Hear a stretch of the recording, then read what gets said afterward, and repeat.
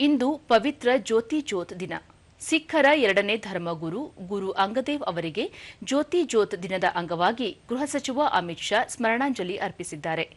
ಸಾಮಾಜಿಕ ಜಾಲತಾಣ ಎಕ್ಸ್ನಲ್ಲಿ ಸಂದೇಶ ನೀಡಿರುವ ಅಮಿತ್ ಶಾ, ಗುರು ಅಂಗದೇವ್ ಅವರ ಜನ್ಮದಿನವನ್ನು ಸಿಖ್ಖರು ಜ್ಯೋತಿ ಜ್ಯೋತ್ ಎಂಬ ಹೆಸರಿನಲ್ಲಿ ಆಚರಿಸುತ್ತಾರೆ.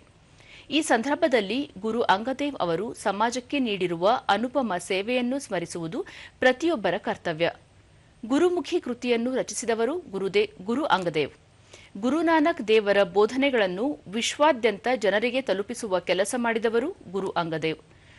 ಗುರುದ್ವಾರಗಳಲ್ಲಿ ಲಂಗರ್ ಹಾಗೂ ಸಂಖತ್ ಸಂಸ್ಕೃತಿಯನ್ನು ಆರಂಭಿಸಿ ಅಭಿವೃದ್ಧಿಪಡಿಸಿದವರು ಗುರು ಅಂಗದೇವ್.